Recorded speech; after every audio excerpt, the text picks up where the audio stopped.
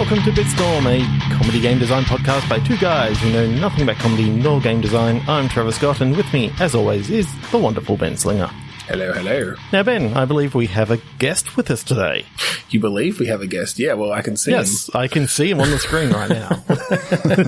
Yes, welcome to Alex from, well, we met him in our improv class, but he also does a podcast called Know What You're In For. Welcome to the podcast. Thanks for getting the plugs in early. I appreciate it. Yeah, absolutely. Well, you got to know what you're in for. Do you want to give a little bit of a spiel about what the podcast is and what you do?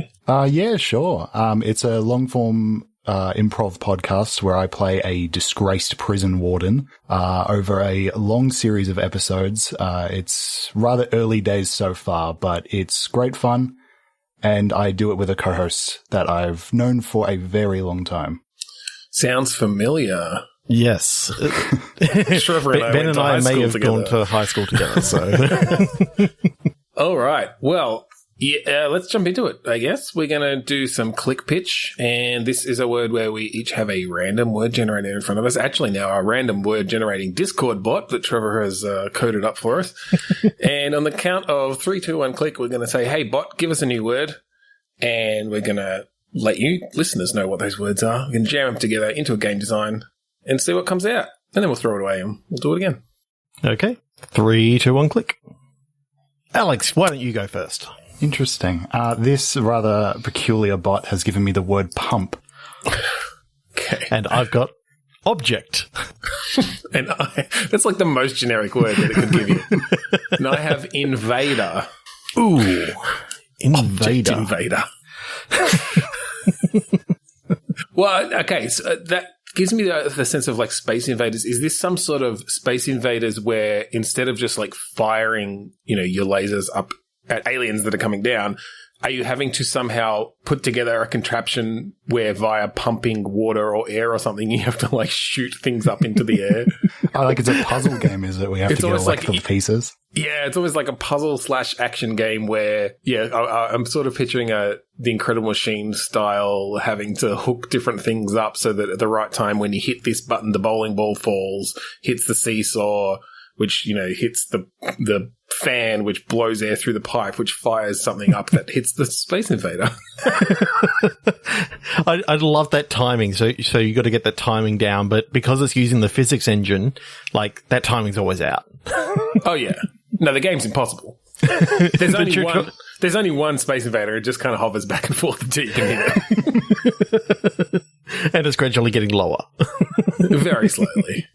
Yeah. It's one of those very artsy games that teaches you about like self-motivation, sticking with it, rolling the boulder up the hill. One day you'll get it. Yeah, exactly. And you literally have to roll a boulder up the hill. That's one of the levels. Those are the pieces you start with, and you got to build your machine.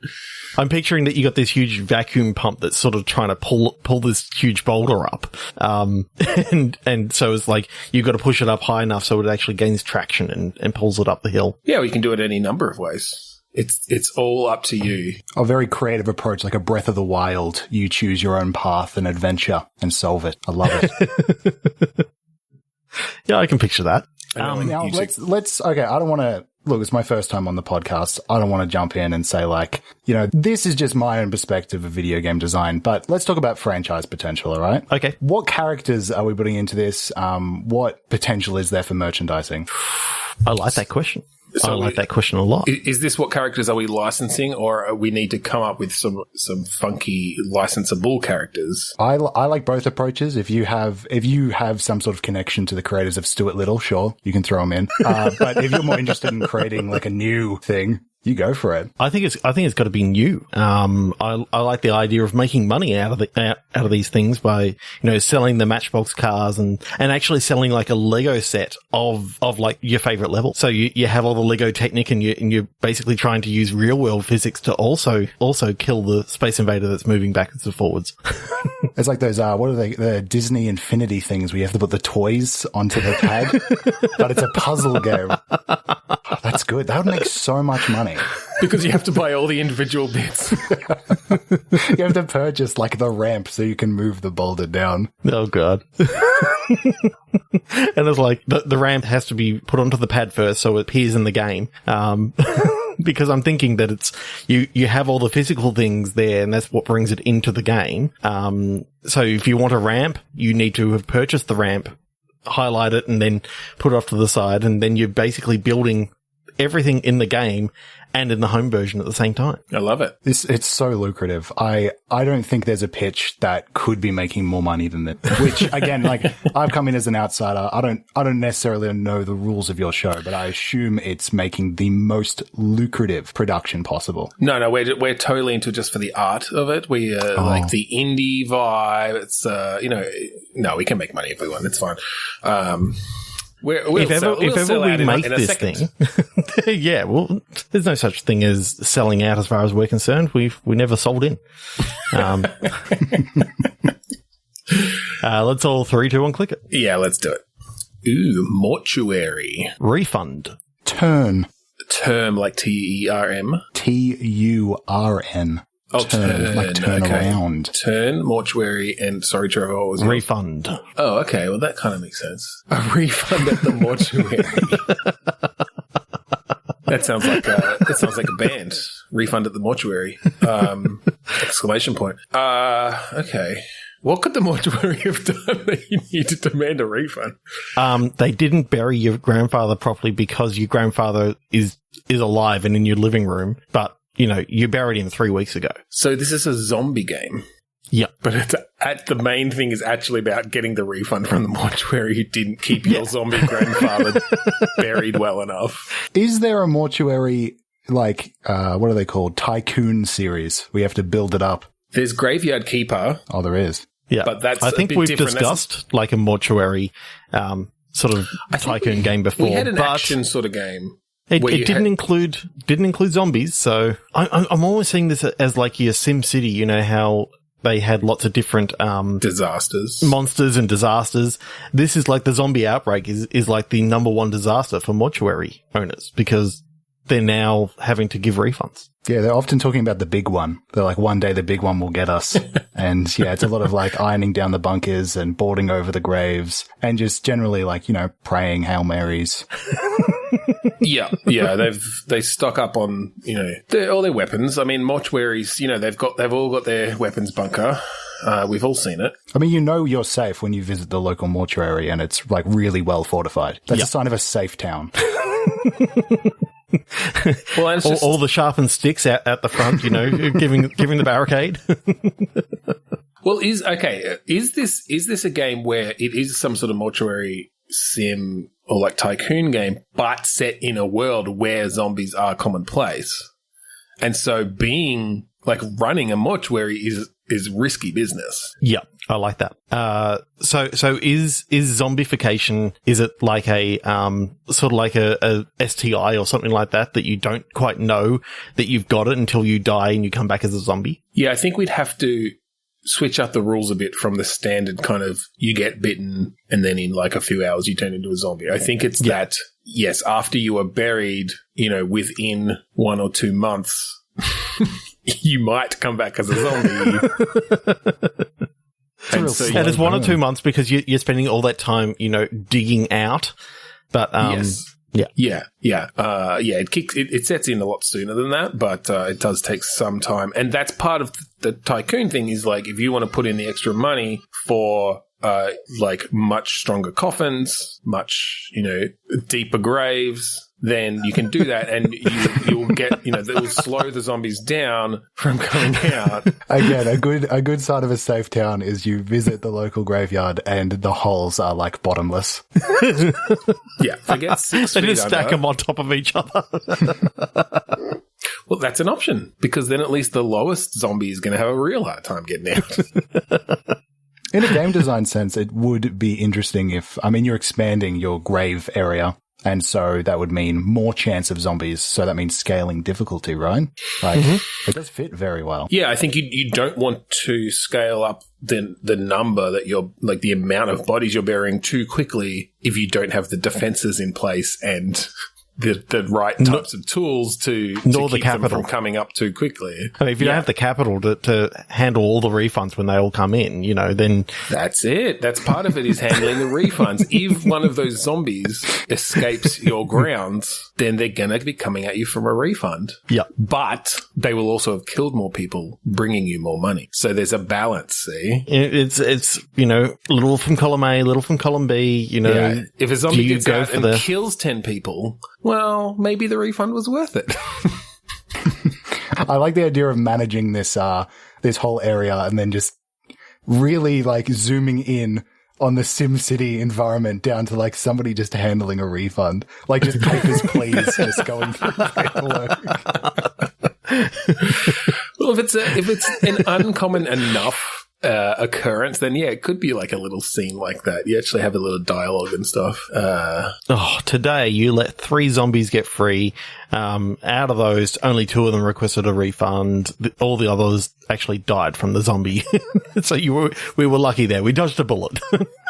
Well, maybe that's part of the balance as well, that the longer it takes for a zombie to dig out of the ground because you've dug it really, deep, or it took them a long time to break out of the coffin, the stronger the zombie is going to be when he gets out, he or she, because like they had to be to break out of the fucking like iron, banded titanium coffin that you purchased.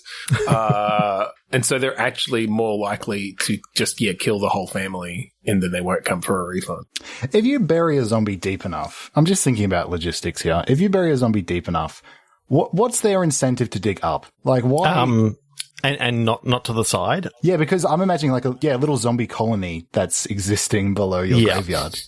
So I have a feeling that like it's just an innate ability of a zombie that they can tell gravity, and they know that up is the only way to get to like fresh air. I guess it's instinctual. Yeah. I do actually though like the idea of maybe it's like an uncommon event where it's like, oh, haven't any zombies come up for a while? And then you realize that there are a few of them got smart and dug out a whole colony down there and have been breeding, and then like 100 zombies just all burst out of the ground at once. And they're like super advanced. Like they've been communicating and working in science, and they're like thriving. And it turns out you're the real monster all along. All right, 3, 2, 1, click. I love it. I got cutting. Rank. 16th rank in cutting. What is something that even has 16 ranks? Are there 16? My mind immediately, so cutting and 16th immediately goes to 16 candles for me of cutting a cake on the 16th birthday. Yep. Okay, I like that. And where can we go with that game-wise?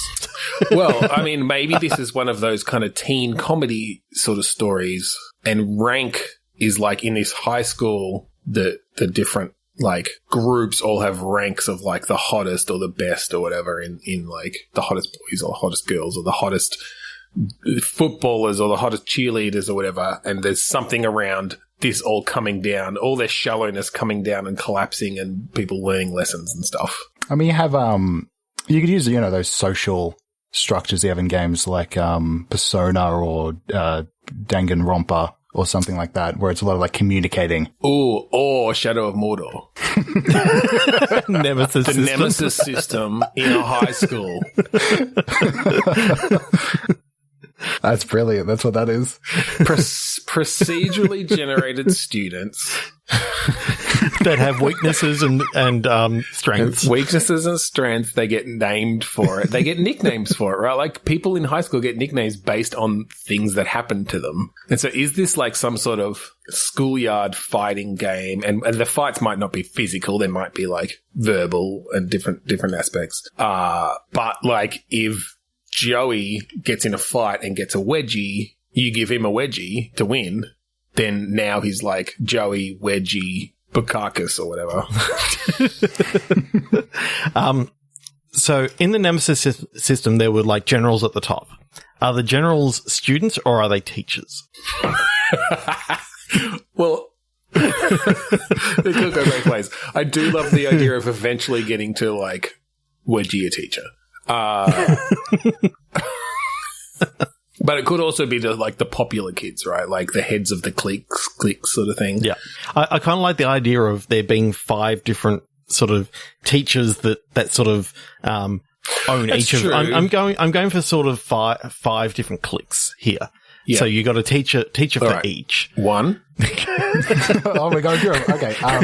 I mean, gym, right? You know, Yeah, sports like teacher. your jocks and your cheerleaders and your sports kids. Yep. Yep. 2. Maths. All right, you got your like mathletics. Is that Yep. what it is? Mathletes. Athletes. 3. Yep. Yep. 3. English and media. That Like your one's headed drama. by. Is that like your, is that like your drama or is that separate? Is that like your literature sort of? I feel like it's those your- overlap. it's your- Probably bundle them. Yeah. Like literature and drama kids. Like theatre kids. Okay. 4. do we need science in there or arts? Yeah, you probably got your artist. Yeah. Like your Go kind of arts.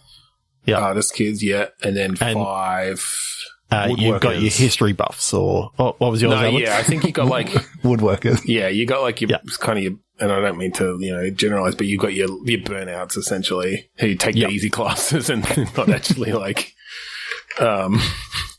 engaged with anything at school. All right, good job.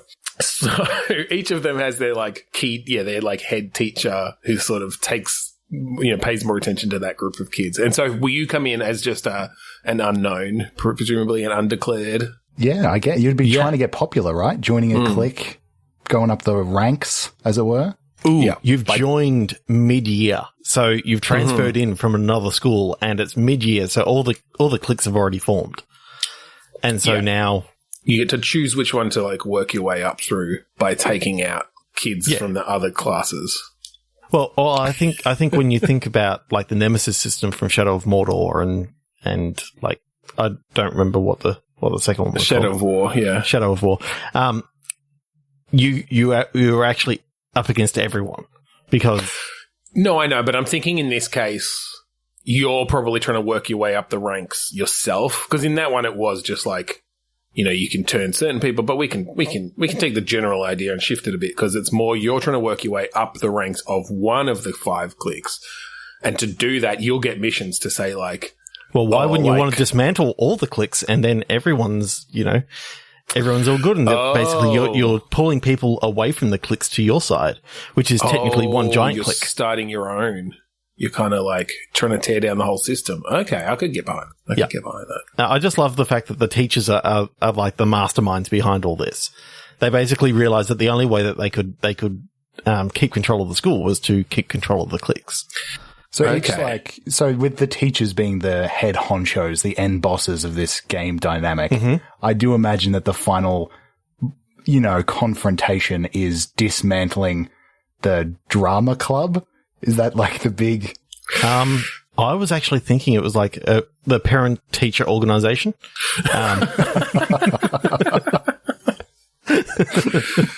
Well, let's step back a bit because what's the sort of moment-to-moment gameplay of this? Is this an open world and they've all got their sort of areas of the school, and when you're in that area, you'll see like random theater kids running around, and if you fight one like in the Nemesis system, like they might go up a rank because they've taken they've bullied someone else from a different clique or whatever, and they'll get a nickname and they'll be more distinct. Yeah. How are you fighting them? I love the idea of this being the smallest but most detailed open world in the fact that everything exists within like this, half a kilometer square sort of thing. Yeah, well, I think because your traversal, it's not going to be traversal based, right? It's not like, we're like bounding up walls and jumping, but it's like, I'm going to the science wing, whatever, where there's 3 science rooms, and you go into one and like on their break, fucking, Mr. Shingles is demonstrating the reaction between 2 acids. I don't know. And you go in there because you've got a mission to like challenge Jimmy McGlasses over there, and you in front of everyone, you get in a fight in the science room, right? Mm-hmm. And if you win, then you've so it's kind of like you've played what was it, Fire Emblem 3 Houses? I haven't. No. I'm not a big JRPG kind of. That's a tactics one. Is Fire Emblem more of a tactics one, or is it? Tactics, but it's like the social side where you're just interacting with your students. Okay. No, I haven't. So they're divvied up into 3 houses, so you interact with them and things like that. I'm imagining like school grounds interacting somewhat of a storyline when you talk to, your free time and you go fishing or you hang out with somebody and read, and then you interact with them and we go like full, I guess like, what is it called? Phoenix Wright, Ace Attorney. Okay. Like, verbal debate battle between you two. Yeah. Yeah, I'm thinking it can go both ways because I feel like battle of wits or battle of brawn sort of thing. Yeah, because with the jocks and stuff, you're going to end up in a physical confrontation of some sort. So I feel like gameplay-wise, we'll have two routes. And you can maybe even choose, like, it might be stat-based, it might be different things where you can, like, if you've got enough power in your kind of diplomacy or in your verbal stuff, you might be able to convince a jock to take you on in a battle of wits, in which place you're going to wipe the floor with them. I still want this to work like the Arkham games in the combat. That basically even your battle of wits is, light attack, counter. So you're kind of just taking their, you've got all their minions attacking you, and you're just like blasting off verbal jabs at them to knock them back. Yeah, pretty much. So it's sort of like a very similar combat system in the fact that you've got maybe two buttons for the verbal stuff, two buttons for the brutal stuff, and you can sort of jump between verbal and brawn anytime that you want. It could be interesting to bring kind of intimidation mechanic. Yeah. Where if you can sort of, if you see people, like you've got that kind of like the Arkham games, people surrounding you. It's like, oh, that guy's getting too close. You can kind of spin around to select them and hit a verbal cue, which is just a back the fuck off. And they'll get kind of an intimidation status effect for a little bit, which means they won't attack you for a few seconds or whatever. And so you're sort of having to balance it up and then choosing who to actually attack. I like the idea of getting into a full-on fist fight with a bunch of students, and then a teacher approaches you from behind and you quickly pivot around and go, hang on, back the fuck off, and go back into the fight. Yeah, you have to have pretty high intimidation for that to work on the teacher. I think otherwise they, apply a detention modifier. Yeah, exactly. I just love, in Shadow of Mordor and Shadow of War, where as the big general enters the battle, they sort of zoom in on the guy just as the teacher enters sort of earshot of this fight. It sort of zooms in and shows Mr. Whittlesey. And it's all the shit! Just like in Shadow of Mordor, they're all chanting, "Mr. Whittlesey, Mr. Whittlesey." Everyone's chanting as he zooms in as he's kind of walking in with his, elbow patches and his pipe or whatever. They're throwing up a half-eaten apple and they're catching it in their hand as they're walking up to you. Yeah, exactly. Yeah. Oh, I love it. I love bringing that. Yeah, that's a fantastic idea. I reckon if you had the words sort of separated in and categorized so that you could have, these are the certain retorts that you can have to these sort of words that are being said. And, basically you got lines that you've always got a counter for. So as long as you get the timing right. Yeah, I think it'd just be you're essentially just sort of making it combat, but without having them touch each other. So I think you'd have similar sort of block things where it's they're coming at me with an undermining verbal attack, so I need to go with I need to launch at him with getting him to rattle off a list. Yeah, exactly. One. They say, "Oh, there's 5 things I want to say to you." 1. Stop them short. Is that when you get a times 86 combo and it's just you going on a rant at someone? You're monologuing. I have the floor. All right, 3, 2, 1, let's go. I'm just going to put the button on it. You get to 100 combo and it goes filibuster. That's for when we bring the Nemesis system into a politics game, which we will do eventually. This is not the first theme we've brought the Nemesis system into. You seemed very excited when you brought it up. I seem very excited. It's so cool. I can't believe it hasn't been used elsewhere because it's so awesome. Yeah. 3, 2, 1, click. Yeah. Duplicity. Prediction. Dropping and duplicity reminds me of a game that already exists, or almost a genre of game that already exists, where you clone yourself. When you die, your you get a new clone, but your previous body stays there, so you end up using your corpses to like platform across spikes and stuff. I don't know if we can bring that in there somewhere. Or like the what was that game? The Shifter? It wasn't the Shifter. I know of the Shifter. Was that what it was? Yeah, there's a game called the Shifter. Sort of teleport yourself into another. Yeah, I'm pretty sure it's maybe that. it was that then. Yeah, that sort of thing. What was your word, Trevor? Prediction. Maybe that's around timing of. I don't know. Is it around timing, or do we just split the words and go prediction? So caveman times. Prediction. A caveman finds some sort of cloning machine sent back from the future. And I'm just imagining all these cavemen sort of dying, and you're using them to try and get a little bit further. Well, I mean, we could take duplicity to mean like duplicitous is to sort of be two-faced or whatever, right? Mm-hmm. So maybe it is a kind of caveman era social game of some sort. Mm-hmm. We bring in the Nemesis system. No. There's franchise potential. We can get some characters in here.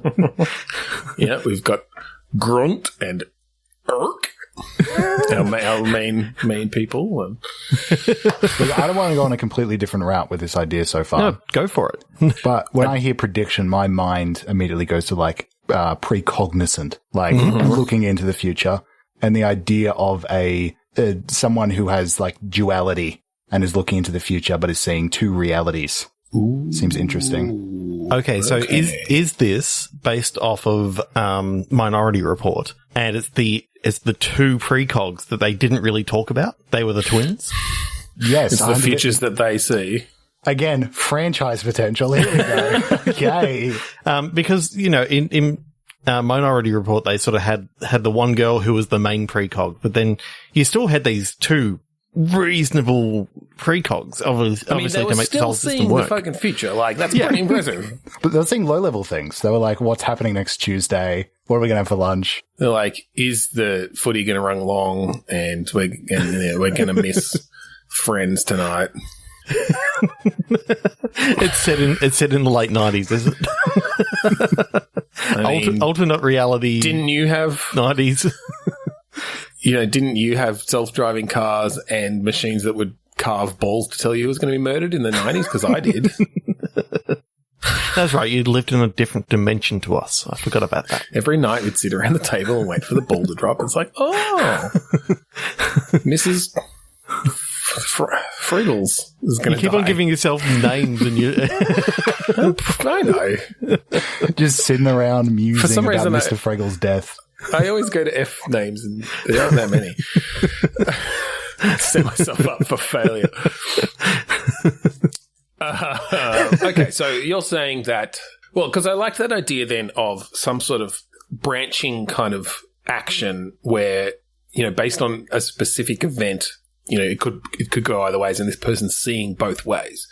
Maybe this is even some sort of game where you get to play out each way and then like choose one which sort of collapses the waveform to decide, okay, well, this is the actual kind of future that we're going to go down. Yeah, I like that.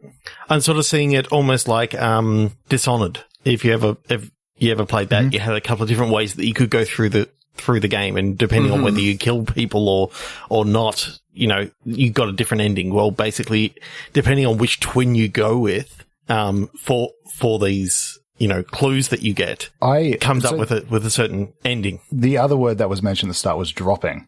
Yeah. And this is very early to be thinking about titles, but I like the idea of it being called dropping, and like you're dropping the other time stream and focusing on one of them. Yeah. I like that. So I think I'm moving away a little bit from the Minority Report twins. We could use that idea in general, but I am thinking almost an action-based game, whether it is sort of like Dishonored or something like that, where essentially you've got this power to go one way or maybe there's just points in a level or points in a game where you can say, okay, yeah, there are two ways that this could happen. I'm going to take this option or I'm going to take that option. And then, yeah, what you play out both essentially. Or maybe it's like one of those sort of precision shooting games like Hotline Miami or something, you know what I mean? So it's like, okay, there are 2 ways we can come into this room, and here's how it's going to play out this way, and here's how it's going to play out that way, and then you have to choose one of the others. You essentially get 2 tries at this, but one of them has to be the one that you stick with. It's like rolling with advantage in D&D. So in this case, is the outcome literally set in stone when you choose, okay, go this way? So in the first time that you played it, everyone but you died. But in the second time, only one guy died. So you choose the one where the one guy died, and therefore you don't have that guy going forward in your team. Is that what you're sort of talking about? Yeah, kind of. Yeah. Something along those lines. What if you make it through all the way by yourself? Like, you make it through and it's perfect. Do you still have to redo it? No, you do have to play it every section twice, essentially. But if you manage to do it really well the first time, then that's just the one you choose to, like, move forward. Okay. I'm sure there'd be multiple things you could. So what I was about to say was, I'm imagining like bank robberies for some reason, because you mentioned losing a guy. Is if you have 2 entry points and one of them you came out with more money, but you lost somebody, and the other one you came out with less, like there's different things you're thinking about, and you have to choose which run you thought was better. Yeah, the lesser of 2 evils. Yeah, and I'm thinking you kind of do it in sections, so it might be, all right, we're coming in through the front door and we're going to pull off this, locking it down and threatening the teller. And so we could do it, with Jimmy threatening the teller, even though he's a little bit, off kilter, but he's going to be more intimidating. So they're more likely to not press the silent alarm or something. Or we can, you can do it yourself and have Jimmy go off and, secure the cameras or whatever. So you've essentially got different ways that you can set up that scene, and then it'll play out twice, essentially. And then I'm picturing, a cool kind of overlay of them both, where you're getting the stats of how you did, or you're seeing them in different ways, but they're like playing out over the top of each other, and then you can choose one or the other, and the other one like fades out. It's like, okay, this is what actually happened. Lock it in. And then you move on to the next phase, which is, the vault or whatever. What I could see about that is you didn't realize that because you chose this one, the silent alarm was hit, and therefore now you're going to deal with something in the future. Yeah, well, that's had you chose the other one, you wouldn't have had to deal with it, but you didn't know about that. Yeah, because there may be information that you didn't know. Yeah, there's like a way that you can check, but if you didn't get time to check in that, in that run because you prioritized other things, then yeah, you might have locked in that the silent alarm went off and you've just fucked yourself. Or made for a more fun game later on when you're like flipping over all the police. Maybe. Any other ideas for this one, or do we move on? I think we'll just let it fizzle out and move on to something else. 3 to 1 click. Boutique. Experimentation. ARC. ARC or ARK? ARK. Were they boutique experimentation? ARC? Yep. Yeah. So I'm because you said ARC, and I've just got this idea of like the island of Dr. Moreau and Noah's Ark sort of put together in the fact that in this world, Noah's Ark was like a literal breeding ground of mutants. Oh, I like the idea of just this ark floating around breeding hybrid animals. Like, that's kind of fun. Why are they boutique? Are they like, I guess they're one of a kind kind of thing. What's boutique even mean? Does boutique just mean shop? I don't know. This always happens. Oh, it's just a shop. I think I realized that boutique just meant shop. It's just French for shop. All right. So are you making these animals to order then? Have you started up an online business? You've got an Etsy store. The most grim cooking mama spin-off of all time. Like, add a little bit of snake DNA. Stir it together with some fucking rhino. Yeah, but now I'm starting to get the idea that all you're trying to do is get these 2 animals together in a room and put some sexy music on. You're not actually like genetically engineering them, but just trying to convince them to fuck. You work set up. I do kind of like the idea of almost a bit. Did you guys ever play Evil Genius? No. It's like a base builder where you played like an evil genius and you build up the lair and you have to like build up traps as secret agents would come in to try to deal with your shit. And then you could send your henchmen out on missions and stuff. I'm kind of liking the idea of you've got this, you're building this arc, and you're able to, you draw out your rooms and it's like, okay, well, we're going to put some cages over here. We're going to put a lab over here. We need some area for the henchmen or the whatever, like the people, the employees. For the DNA extraction specialists. Yep. Yeah, exactly. The DESs. But you do have people like you're doing, like, yes, you're out in international waters, but you're doing horrible crimes against nature. And so you do get like environmentalists and the authorities from the countries where you've let these horrible creatures loose coming to find you. You are essentially some sort of evil madman out here breeding these horrible creatures. And so part of building up your arc is defending against them as well. Yeah, I do like the idea of maybe being that you're no longer trying to get the two animals to breed, because obviously things have gone a long way. But when your grandfather first started this, that's exactly how they did it. The techniques have gotten a lot better since. Well, which has allowed us to breed, breeds much more divergent species together into hybrids, and yeah. Look, I don't know about you guys, but I'm a breeding traditionalist. I think my grandfather, he had the right idea. He got in there, he got his hands dirty, and he got the job done. Yeah, all these newfangled kids are just. Again, I don't want to go on one of my rants. I did this before we started the podcast, but yeah. It's true. These genetically modified animals are ruining the world. And look, if a giraffe and a house cat fall in love and want to have children, then that's up to them. But we should not be splicing their DNA together. I'm trying to imagine whether you want small giraffes or big cats with long necks. Look, I'm going to love them however they come out, so let's let them be them. It depends on which trait is more dominant and which one's more recessive. I don't care which way they go. I just make very different sweaters. I was trying for a cat with a really long neck because I saw that meme of the long cat and it looked cute. Yeah, a lot of my breeding endeavors are based off memes that I see online.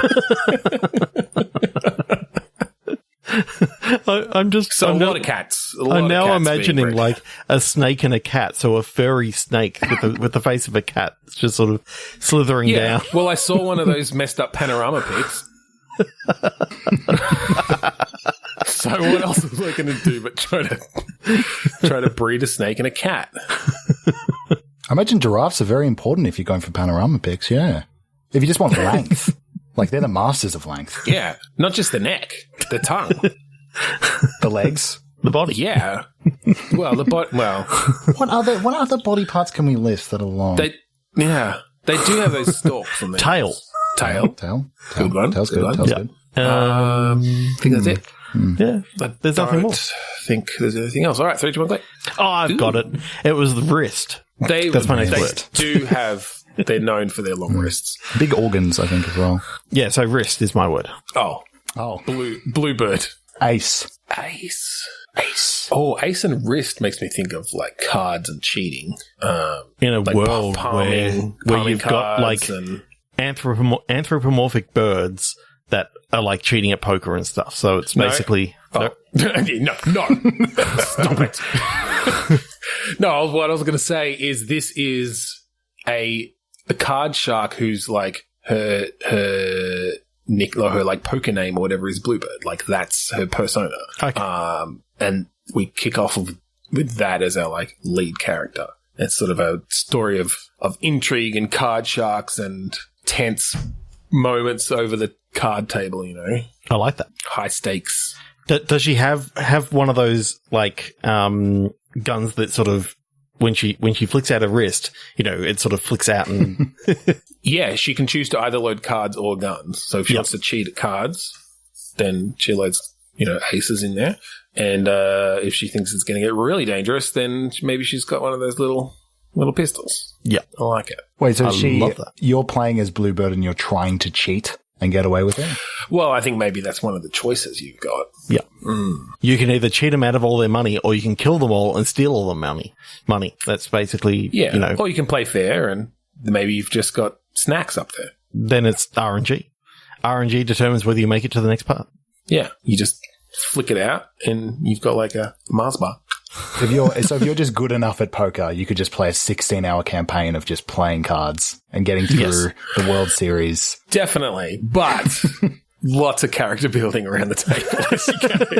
It's like narrative kind of slow burn. Is it set like in nowadays times, or is it set in like the 1800s when, there's casinos on steamboats and all this sort of stuff? I do like a good steamboat in a game.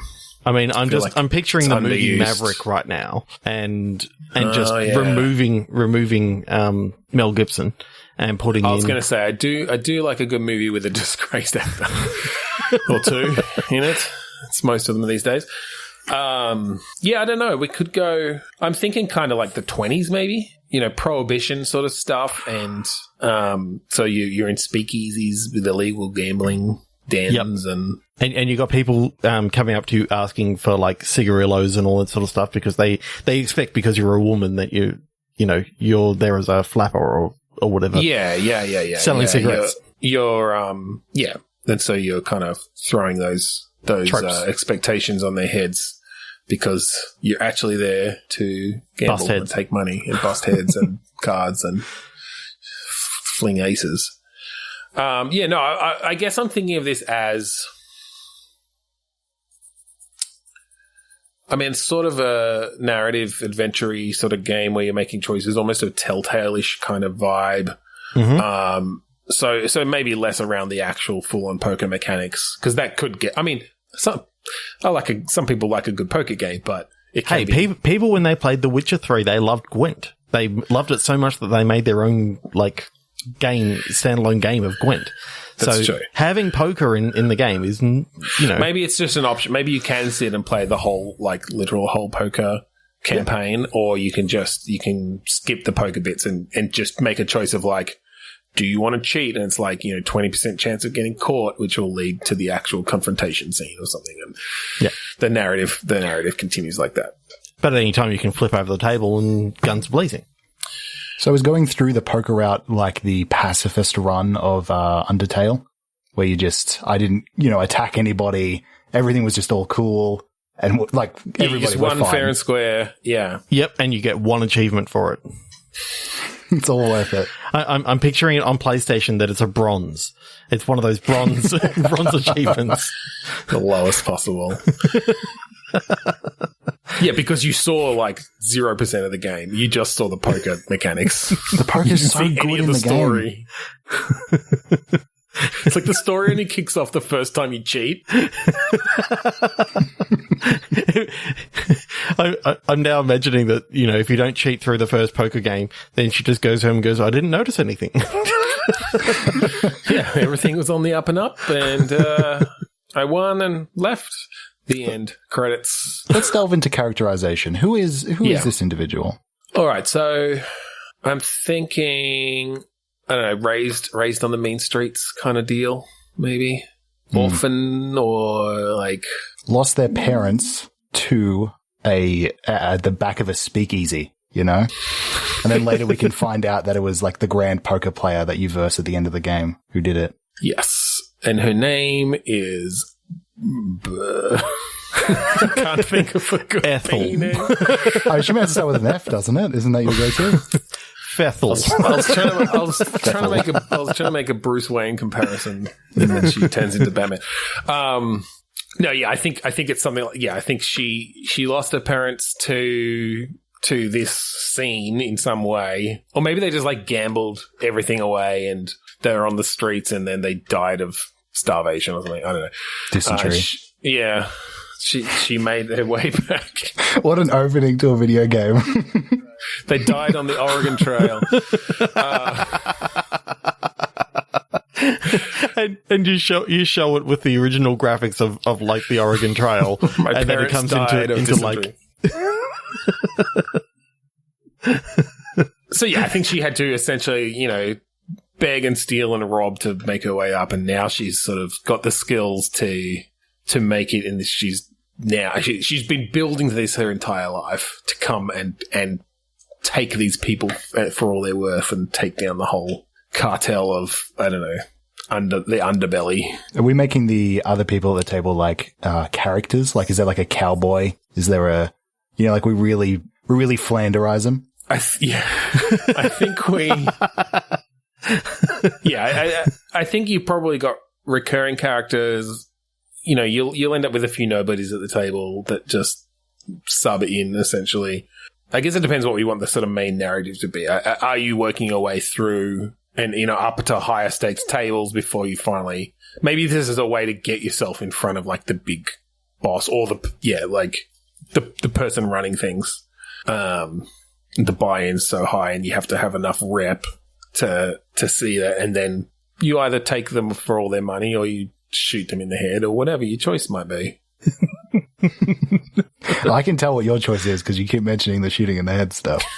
I'm just... The gun in the thing is cool. wrist gun. I just want to lay down a pair of twos and get out of there and enjoy a nice night. Pair of twos and a wrist gun. It's like, all right, job done. Read them and weep, boys. Yeah, you got king high. And the rules card, how'd that get in there? Okay, 3, 2, 1, click. Ooh, that's a good one. That's a good one. Normal. Robe. Peak. Wait, so... P-E-A-K. Peak. Oh, peak. Peak. I didn't hear your final, consonant. I just heard peak. Peak. Beep. Okay, peak normal robe. Peak robe. What is peak robe? What is peak normal? Well, I think it's kind of an oxymoron.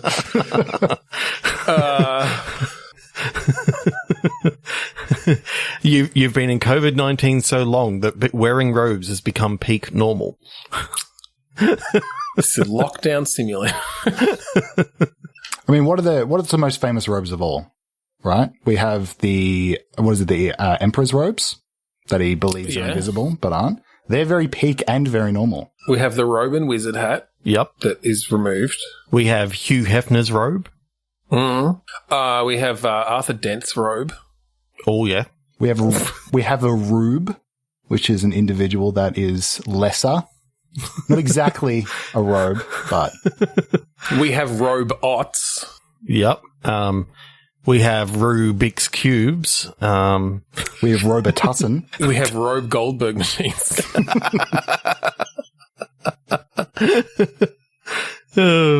I think we've wrangled everything we can out of that one. 3, 2, 1. All right, let's just go again. Okay. Crevice. Fund. Glove. We're all my thinking gloves and dip into my crevice fund. We're all thinking it's a TSA simulator. VR. Slap.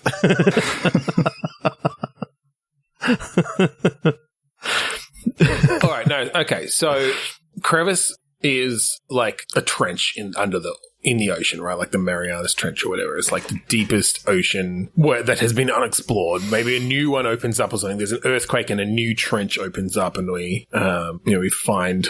Well, we want to discover it. We want to explore it. I mean, it's finally new depths to explore in the ocean. Mm-hmm. And you meet a billionaire, and he opens up his wallet, and there's your fund. Well, yeah, funding. Well, maybe it's one of these things where there is some economy to it. To like you have to buy your equipment and your subs and your gloves and your gear. You don't want to just touch random new sea creatures with your bare hands. Mm-hmm. And now, also where does this crevice lead to? Narnia. No, I don't know.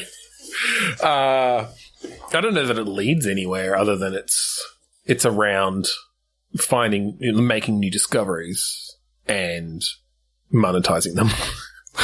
to fund your further expeditions. We can go wild with it, though, you know? If there's a crack in the bottom of the ocean floor, maybe you go through it and there's like a little kraken, you know? Like we go wild with the sea creatures. Yeah, totally. Yeah, well, that's what I'm thinking. You're like, you're finding eldritch horrors down there. You go down there, there's Cthulhu. And you're like, oh, shit. Yeah, it's like now I have to invest in therapy. And I don't know what you get when you have met a god and your brain has exploded at your ears. I don't know. It's you need like the anti-Cthulhu like helmet, and that's a new thing that you can fund. Blinders, yeah.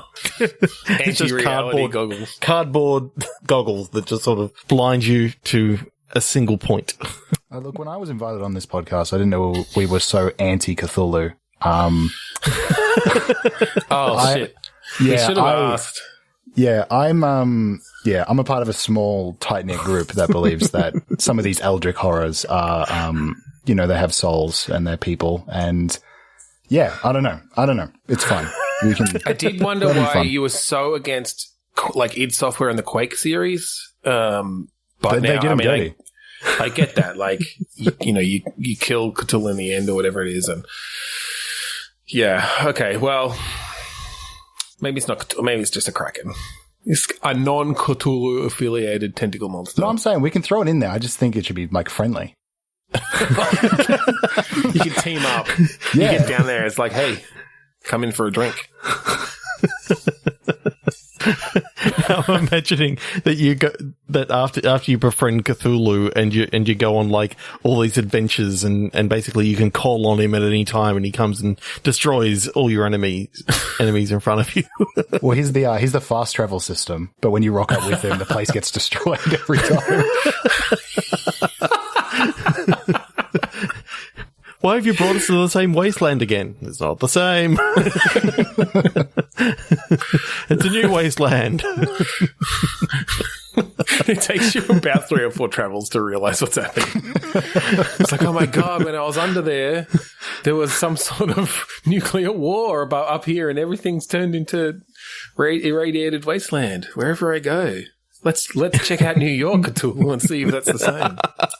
It'd be cool to be working on a game, like in the game you're working underwater and slowly you're seeing the city around you either get better or get worse off given what you're discovering. That'd be cool. So like you're seeing the effects the types of technologies you're bringing up, or like you find, fucking Atlantis and bring up some Atlantean technology that improves you've got unlimited power now in your city. And like, yeah, if you find some like luminescent sea fish and then it comes up with a little thing in the corner saying they've discovered a new way to do lighting, and then you look over your city and it's all like illuminated in a different way and stuff. That's cool. Yeah, I like the idea of that kind of, and then that could come into the fund word where it's around the economy of it and it's around inventing things and the flow on from that to your country or city or something. I like that because then you can bring in almost a civilization vibe of who's discovering these things first, and it builds on top of it. So not only if you discover that particular luminescent fish, does your city prosper because now it's lighting, can light for more efficiently, but your own deep sea diving equipment is now better, has better lights or whatever, and that's going to let you go deeper or something, or it's going to let you find things more quickly. But other countries are also coming to explore this trench, and maybe they found that first, so it could be cool to be competing in that way. I can almost imagine you find a new plant fiber that is, when like processed in the right way, is stronger than like steel, but lighter than like cotton sort of thing. Mm-hmm. So it becomes, the new sort of fabric that people are making bulletproof vests out of, but it also becomes the new fashion craze to have, I'm trying to think of a J word and that's not working, but like, but yeah, I think but you can also go the other way, right? Like you find a particular type of deep sea algae that when, boiled down makes for a very powerful hallucinogen, and your city starts going to shit because they're addicted to it. And well, you like scroll down your city and there's just like a bunch of like wandering hippies not knowing really what's going on. They're all in their jumpsuits.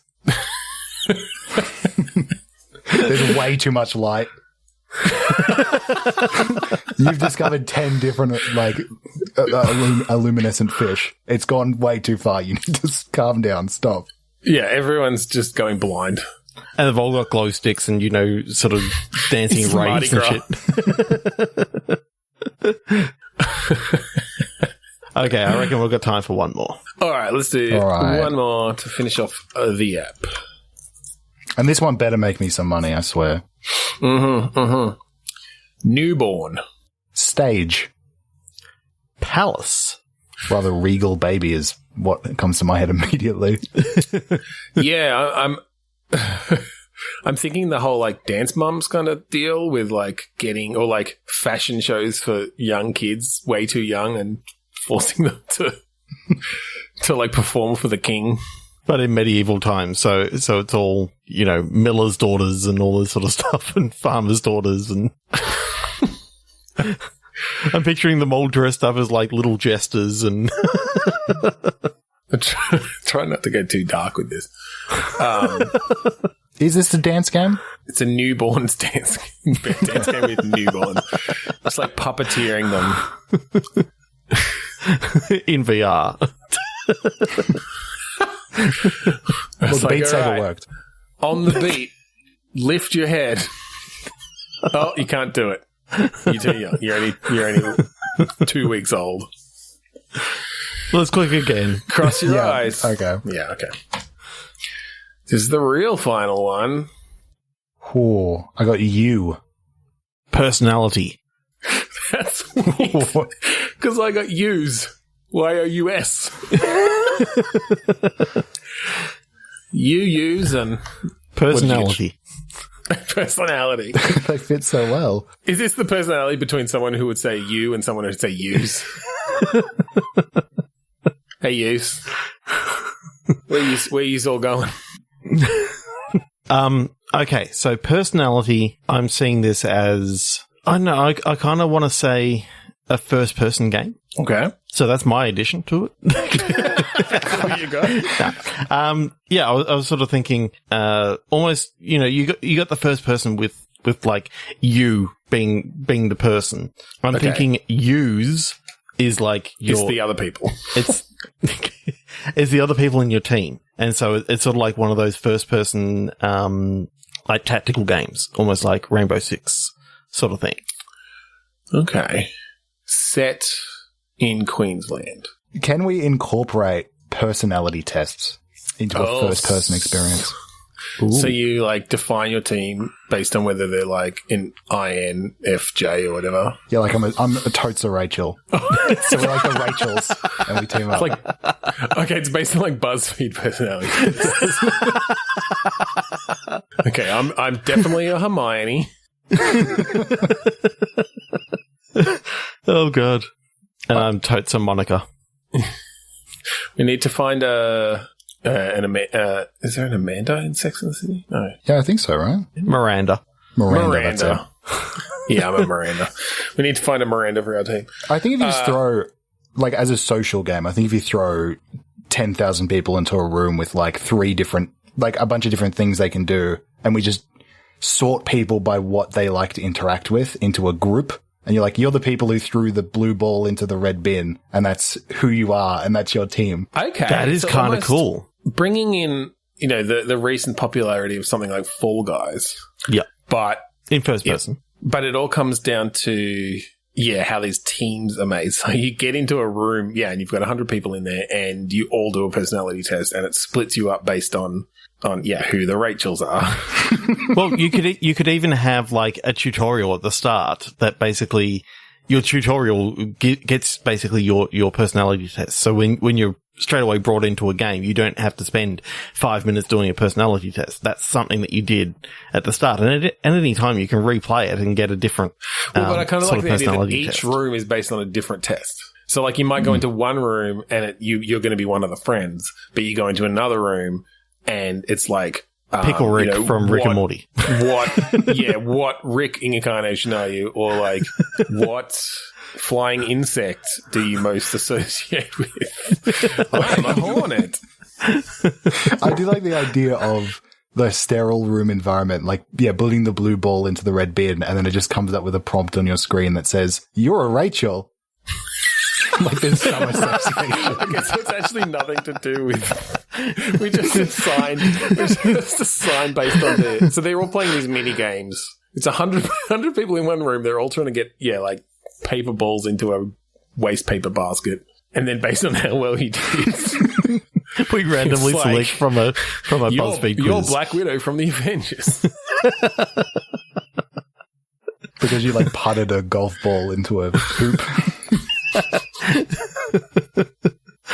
Okay, so the rest of the gameplay, what is it? Is it like one of those modern warfare shooters, or is it? No, and then they get that's the main game, and then they get the chance to like eliminate people, but it's this whole like us and them, because you can identify yourself as one of these members of a particular group. Oh, like if you're a part of the side that did, if more people put the blue ball in the red bin than the green ball in the orange bin, then you're a part of the majority, so you get to stay. Well, what I was thinking is like, you've got like a social round where it's like, well, I'm a Rachel and I think we should kick out all the Monicas.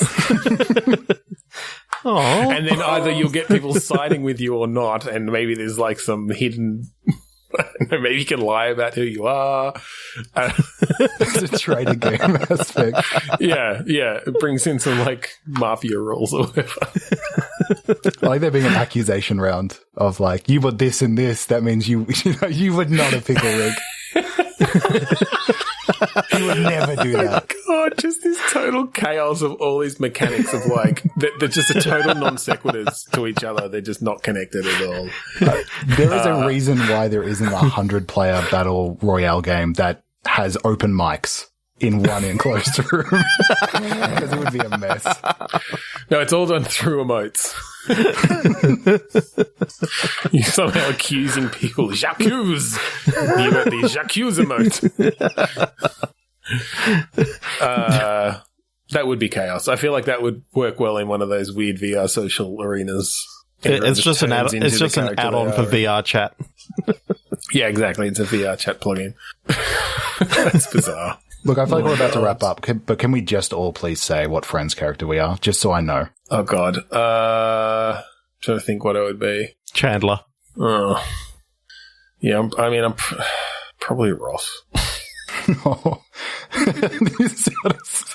You know you're a Ross when you're upset when you say you're a Ross. Yeah, exactly. No. I don't know. I mean, some aspects of a Ross. Some of a Chandler, I guess. I don't know. Yeah, I'm with Ben. I'm cross between a Ross and a Chandler. I'm a Randler. And what about yourself, Alex? You're not getting away with that. Oh, okay, yeah, okay. Turn this back on me. Well, they had a bunch of different animals in the first few seasons. So maybe we'll jump on that train. Maybe jump in as a duck or a monkey of some variety. Yeah, you come in as a Maurice. Yes, that's it. Totally. I was only... that's true. I was mainly thinking the 6 main characters, but I mean... If I had to go with the secondary cast, definitely an ugly naked guy. Wasn't Brad Pitt was on an episode, right? I believe so. I think they had everyone's been on a Friends episode. He was on one of the later season episodes playing like Ross and Chandler's friend from high school, in which they were part of the I Hate Rachel Club. That's right. Yeah, they were this encyclopedic memory of all things. Most things. But in that, at the same time, Brad Pitt and Jennifer Aniston were actually going out, maybe even married at the time. I forgot that was a thing. Oh, shouldn't that all worked out? Oh, they're happily, happily with other people. Divorced. Yeah. All right. And they all lived separately ever after. I think we're going to wrap it up there tonight. Thank you, Alex, firstly, for joining us tonight. Thank you, listeners, for joining us for another episode of Bitstorm. If you want to find us online, you can go to podchaser.com/Bitstorm. Check out our huge backlog? Our huge backlog of episodes, where you can find thousands of game designs over, multiple years that we've come up with. We're coming up very quickly on episode 200, so keep an ear out for that, because we still don't know what the fuck we're doing, but something special, hopefully. We're also part of the 8-Bit Collective, and this is a network of podcasts around video games, pop culture, role-playing, tons of stuff. Go to 8bit.net, check out all the great shows there, and throw some money to the Patreon. For all your Australasian gaming podcast needs, go check out the Australasian Gaming Podcast Network on Facebook, or look for @AGP Network on Twitter. And finally, we'd like to thank, finally for us, before we go over to Alex's plugs, we'd like to thank Krause for the use of the song Mount Defiance off of the album Containment Failure. So used to saying finally. So, Alex, tell everyone where they can find you. Yes. So as mentioned up top, I have a little podcast called Know What You're In For with Disgraced Prison Warden Anthony B. Watts. It is a mouthful and impossible to search for. I screwed up on the SEO side, but I'm trying my best to recoup my losses. You can find that at bigtallboys.com. It is a interestingly named website. So you can find it there, or you can go to one of your general podcast providers, and if you search for Anthony B. Watts, then it will come up. Nice. I'm pretty sure you can find it on Podchaser. Yes, you will be able to. I guarantee it, because I have access to the database. You are the Chief Technical Officer. This is true. So thank you again for joining us this week on Bitstorm. I'm Ben Slinger. I'm Trevor Scott. And I'm Alex Krause. And That'll do. That'll do, pig. That'll do.